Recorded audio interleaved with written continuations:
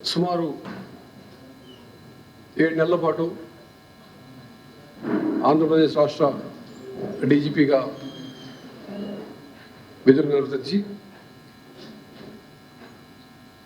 అంతకన్నా ముఖ్యంగా చెప్పాల్సింది 35 సంవత్సరాల ఇండియన్ పోలీస్ సర్వీస్ సంబంధించినటువంటి ప్రజాసేవ నుంచి రేపు జరుగుతున్న సందర్భంగా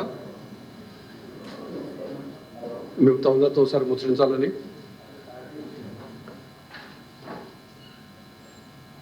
మీడియా మిత్రులందరికీ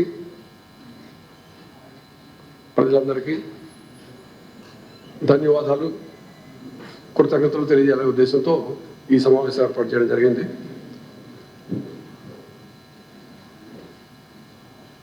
ముప్పై సంవత్సరాల సుదీర్ఘ ప్రస్థానం చాలా సంతృప్తికరంగాను ఒక విధంగా వెనక్కి చూసుకుంటే గర్వంగా చేయాల్సిన పనిని సక్రమంగా చేసినందుకు అకాడమీ నుంచి బయటకు వస్తున్నప్పుడు తీసుకున్నటువంటి ప్రమాణాన్ని సాయశక్తుల పాటిస్తూ రాజ్యాంగాన్ని గౌరవిస్తూ ప్రజల మానవ హక్కుల్ని సంరక్షిస్తూ పోలీసులో ఉన్నటువంటి ప్రధానమైనటువంటి 2 అంశాలు శాంతి భద్రతల పరిరక్షణ, నేరాలు నిరోధించడం, అదేవిధంగా వెలికి తీయటం, క్రైమ్ ప్రివెన్షన్ డిటెక్షన్ అనేటువంటి మౌలిక సూత్రాలు పాటిస్తూ సంతృప్తికరంగా సర్వీస్ని ముగిస్తున్నందుకు సంతోషంగా ఉంది. ఆ విషయం మీతో చెప్పాలనిపించి ఈరోజు సమావేశం పెట్టడం జరిగింది. ఈ గత 7 నెలలుగా శాంతి భద్రతలు ఆంధ్రప్రదేశ్ రాష్ట్రంలో పూర్తిగా అదుపులో ఉన్నాయి. ప్రజల్లో పబ్లిక్ సేఫ్టీ విషయంలో ఇంక్రీజ్ సాటిస్ఫాక్షన్ ఉంది. భద్రతతో పాటు భద్రతా భావం. ఈ మధ్యనే మనం విజయవాడలో కార్యక్రమం చేసుకున్నప్పుడు మాట అనడం జరిగింది. భద్రతా సంస్కృతి కూడా కలగజేయాలనే ఉద్దేశంతో పనిచేయడం జరిగింది. ఒక్క సైబర్ క్రైమ్ తప్పించి అన్ని క్రైమ్ హెడ్స్లో కూడా క్రైమ్ రిడక్షన్ జరిగింది. సైబర్ క్రైమ్ అనేది దేశవ్యాప్తంగా జరుగుతున్నటువంటి విషయం. ముఖ్యంగా ఈ మధ్య జరుగుతున్న డిజిటల్ అరెస్ట్ అయితేనేమి, లేకపోతే ఏదో పార్సెల్స్ స్టక్ అయినాయని ఫాల్స్ మెసేజ్ ఇచ్చి చేయటం అయితేనేమి, అదేవిధంగా హనీ ట్రాప్స్, సెక్స్టార్షన్ విషయంలో అయితే జరిగిన అవి పెరిగినాయి. కాబట్టి డిజిటల్ ట్రాన్సాక్షన్స్ పెరుగుతున్నాయి. కాబట్టి జరుగుతున్నటువంటి సహజంగా జరుగుతున్నటువంటి పరిణామం అది. అది తప్పించి మిగతా అంతా చాలా కంట్రోల్ ఉందని చెప్పచ్చు. ఆగస్టు, సెప్టెంబర్లో జరిగినట్టు వరదలు, అదేవిధంగా మనకి ఈ మధ్యకాలంలో 7 నెలల్లోనే ఇంపార్టెంట్ వివిఐపీస్ విజిట్స్ అన్ని సక్రమంగా జరగటం, పోలీసింగ్ ఇనిషియేటివ్స్, ముఖ్యంగా కమ్యూనిటీ ఇన్వాల్వ్ చేసేటువంటి చర్యల వలన చక్కటి ఫలితాలు వచ్చినాయి. సోషల్ మీడియాలో జరిగినటువంటి హేట్ పోస్ట్స్ కంట్రోల్ చేయడం ద్వారా హ్యూమన్ డిగ్నిటీని మళ్ళీ రెస్టోర్ చేయడం జరిగింది. టెక్నాలజీని ఎప్పటికప్పుడు అందిపుచ్చుకుంటూ మోడర్నైజేషన్ దిశగా అడుగులేయటం వలన పారదర్శకత, జవాబుదారీతనం పోలీసులు కూడా పెరిగింది. దానివల్ల క్రైమ్ ప్రివెన్షన్, క్రైమ్ డిటెక్షన్ మార్గం సుగమైపోయింది. అదేవిధంగా ట్రాఫిక్ మేనేజ్మెంట్లోనూ ముఖ్యంగా విజయవాడలో తీసుకున్న ఇనిషియేటివ్స్ అయితేనేమి, అదేవిధంగా ఇన్వెస్టిగేషన్ విషయంలో కూడాను ఆర్టిఫిషియల్ ఇంటెలిజెన్స్ ఇనిషియేటివ్స్ టూల్స్ వాడటం ద్వారా మేము చేస్తున్న పని మరింత సులువుగా ప్రజలకు ఉపయోగపడే విధంగా చేయడం జరుగుతూ ఉంది. ఈ చర్యలను ఒక విధంగా పోలీసు యొక్క నిర్వచనమే మార్చడం జరిగింది. ఓవరాల్గా క్రైమ్ డిక్లైన్, నేను మొన్న దాదాపు ఒక నెల రోజుల క్రితం చెప్పాను, రిపోర్టెడ్ క్రైమ్ తగ్గింది. అదేవిధంగా మహిళలపైన, చిన్నారులపై క్రైమ్ కూడా 9.5% రిడక్షన్ అయింది. ఈ స్టాటిస్టిక్స్ పేపర్స్ నోట్ మీకు ఇస్తాం కాసేపట్లో. అదేవిధంగా బలహీన వర్గాల వారిపై జరిగినటువంటి crime against social schedule caste, schedule tribes అయితేనేమి, అది కూడా 5% రిడక్షన్ జరిగింది. రోడ్ సేఫ్టీ విషయంలో ఇంప్రూవ్మెంట్ జరగడం వల్ల రోడ్ యాక్సిడెంట్స్ కూడా తక్కువ పడ్డాయి. That's also significant achievement for us.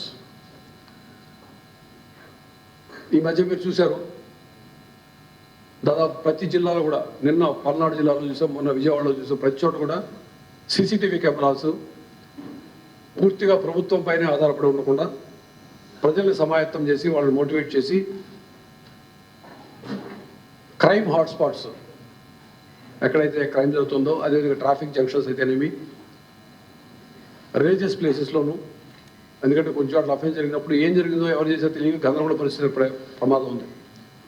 So ఈ అన్ని చోట్ల కూడాను సీసీటీవీ కెమెరాలు ప్రజల సహాయంతో, దాతల సహాయంతో పెట్టించాలని ఆలోచన పెట్టాము.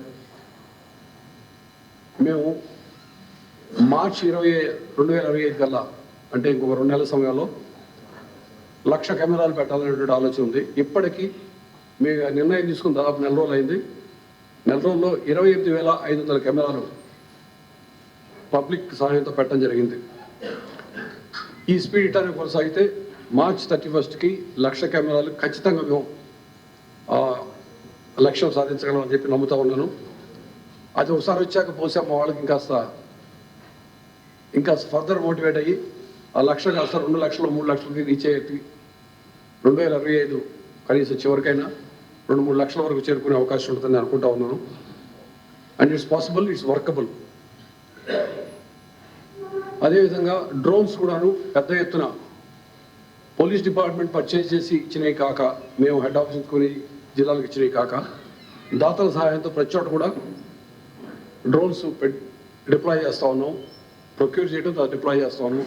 మీకు 2-3 ఉదాహరణలు మాత్రం ఇస్తాను నేను. బాపట్ల కార్తీక మాసోత్సవంలో సూర్యలంక బీచ్లో 3 వ్యక్తులు సముద్ర స్నానానికి వెళ్ళి మునిగిపోతా ఉంటే వాళ్ళ ప్రాణాలు కాపాడగలిగాం. అదేవిధంగా విజయవాడలో దసరా ఉత్సవాలప్పుడు కొంచెం ఎక్కువ మంది భవానీ దీక్షాపరులు వచ్చినప్పుడు ఇబ్బంది అయినప్పుడు, తర్వాత పూర్తిగా డ్రోన్ డిప్లాయ్మెంట్ ద్వారా ఎక్కడ క్రౌడ్ ఉంది, ఎక్కడ కంజెషన్ ఉందో చూసుకొని అకార్డింగ్లీ మేము పోలీస్ ఫోర్స్ డిప్లాయ్ చేయడం వల్ల ఈ డ్రోన్స్ బాగా మాకు ఫోర్స్ మల్టిప్లైగా పనిచేస్తుంది. అదేవిధంగా కర్నూలులో అయితేనేమి, నంద్యాలలో కూడాను, అంటే ఆల్మోస్ట్ అన్ని జిల్లాలో జరుగుతూ ఉంది. అసాంఘిక కార్యక్రమాలు చేసే వాళ్ళపైన నిఘా పెట్టడం, అకార్డింగ్గా బీట్స్ పంపించడం కానీ, లేకపోతే పెట్రోల్ బాడీస్ పంపించడం వలన క్రైమ్ ప్రివెన్షన్ జరుగుతూ ఉంది. మీకు ఇంతకుముందు కూడా చెప్పుకున్నాను, దేశం మొత్తంలో ఆంధ్రప్రదేశ్, తెలంగాణ రాష్ట్రాలు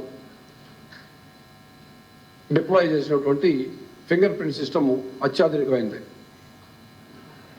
దేశవ్యాప్తంగా ఎక్కడైనా పోటీలు జరిగితే ఆంధ్రప్రదేశ్ ఫస్ట్, తెలంగాణ సెకండ్, లేదా తెలంగాణ ఫస్ట్, ఆంధ్రప్రదేశ్ సెకండ్లో ఉండే పరిస్థితి నుంచి కొంతకాలం పాటు మన సిస్టమే మూలపడిపోయింది. దాన్ని మళ్ళీ మేము వితిన్ నో టైం ఆగస్టులో కల్లా రివైవ్ చేయడం జరిగింది. అంటే ఒకప్పుడు దొంగతనం చేస్తే మొదట్లో నేను జాయిన్ మొదట్లో ఆ ఫింగర్ ప్రింట్స్ తీసుకొని తెలంగాణ వాళ్ళకి పంపించి వాళ్ళ ద్వారా టాలీ చేయించుకొని చెక్ చేయించుకొని దొంగలు పట్టుకోవడం జరిగేది. ఇవాళ అవసరం లేకుండా రాత్రి దొంగతనం జరిగితే పొద్దున కానీ ఎప్పుడైనా కానీ ఆ ఫింగర్ ప్రింట్స్ తీసుకోవడం, కొన్ని గంటల్లోపే ఐడెంటిఫై చేయడం, తర్వాత పార్టీస్ డిప్లాయ్స్ మనుషులు పట్టుకునేటువంటి పరిస్థితికి వచ్చింది. దాని ద్వారా సక్సెస్ఫుల్గా 453 property offences, 22 body offences detect చేయడం జరిగింది. అదేవిధంగా 7,25,00,000 వర్త్ ప్రాపర్టీని మేము కేసులు ట్రీట్ చేయడం ద్వారా రికార్డ్ చేయడం జరిగింది. ఇదే విధంగా ఫారెన్సిక్ ఇన్వెస్టిగేషను చేయడం ద్వారా, సైంటిఫిక్ ఇన్వెస్టిగేషన్ చేయడం వలన కేసెస్ తొందరగా సాల్వ్ అయ్యేటువంటి అవకాశం కలుగుతూ ఉంది.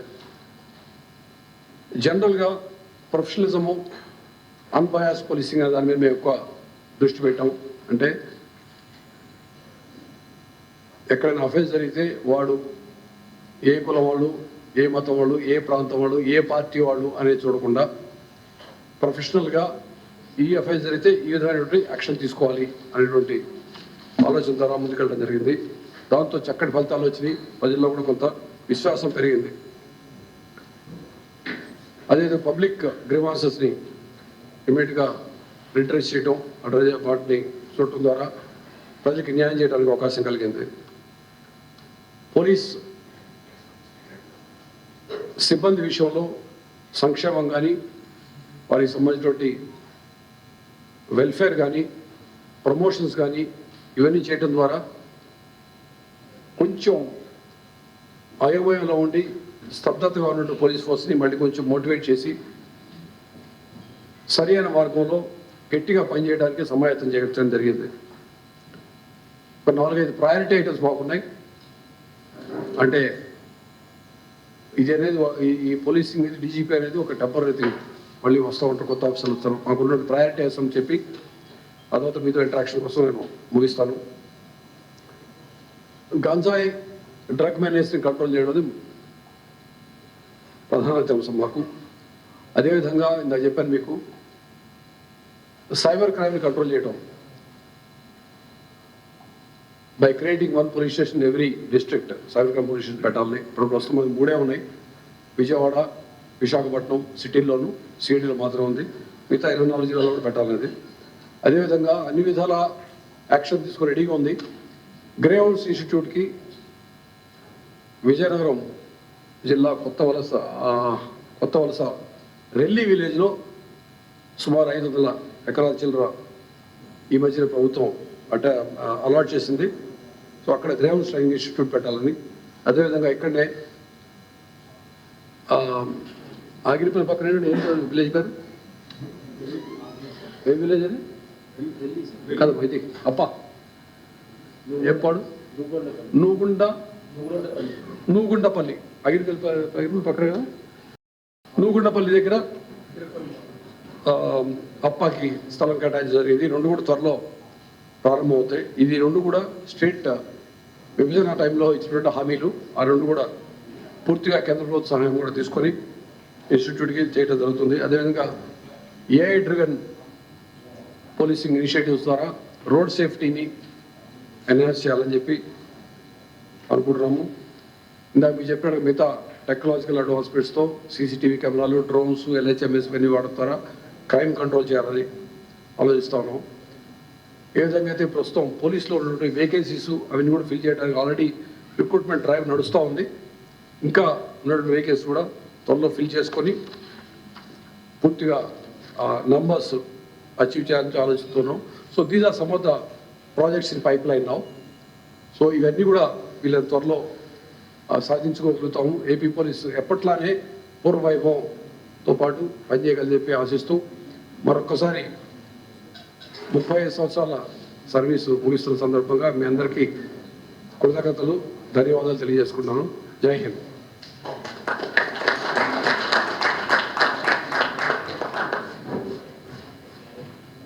Anything from your side? Otherwise we'll adjourn for lunch. కెరియర్లో బెస్ట్ అచీవ్మెంట్ అనిపించింది ఏదైనా ఉందా సార్?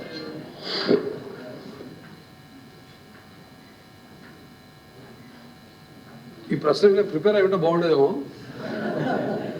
అనుకోలేదు. లాస్ట్ ఫ్యూ డేస్ గత వాళ్ళకి హడావిడి ఉంది. I can tell you one thing, సంతృప్తికరమైనవి, సంతోషకరమైన విషయాలు చాలా ఉన్నాయి డిఫరెంట్ టెన్యూర్స్లో. నేను 2-3 చెప్తాను.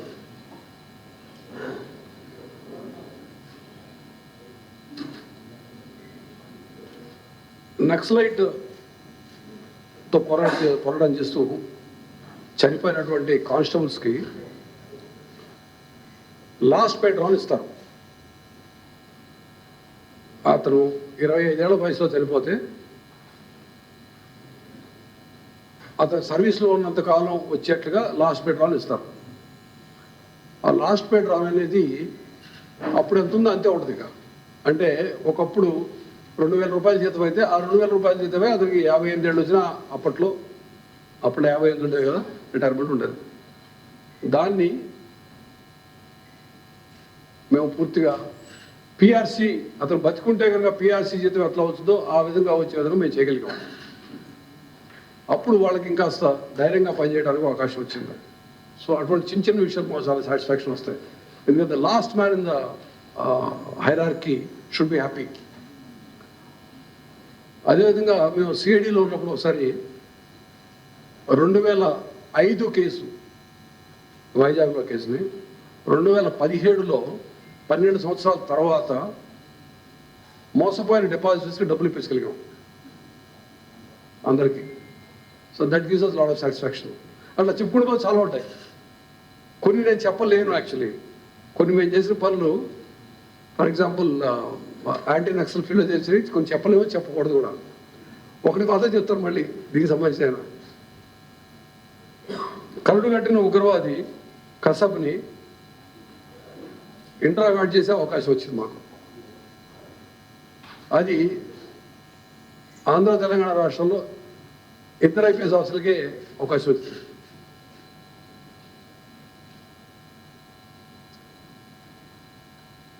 అందులో నేను ఒకటే ఉన్నా, ఇప్పుడు 2 లేడు.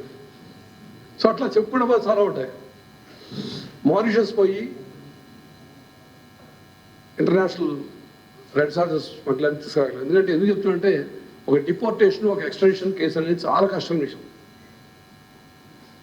మనం చూస్తూ ఉన్నాం, మనకి వేరే దేశాల్లో దాక్కున్నటువంటి నేరస్తులు ముద్దాయిలు తేవడం ఎంత కష్టమో. సో అట్లా చెప్పుకుని పోతూ ఉన్నాయి. I have lot of satisfaction. అందుకే చెప్తున్నా, వెనక్కి తిరిగి చూసుకుంటే సంతృప్తికరంగానే సాగింది ప్రయాణం అని చెప్పుకోవచ్చు.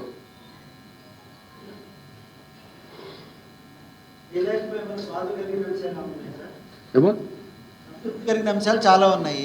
అలాగే ఉంటే చేస్తే బాగుండేది, చేయలేకపోతున్నాను అన్న అంశం కూడా ఉందా?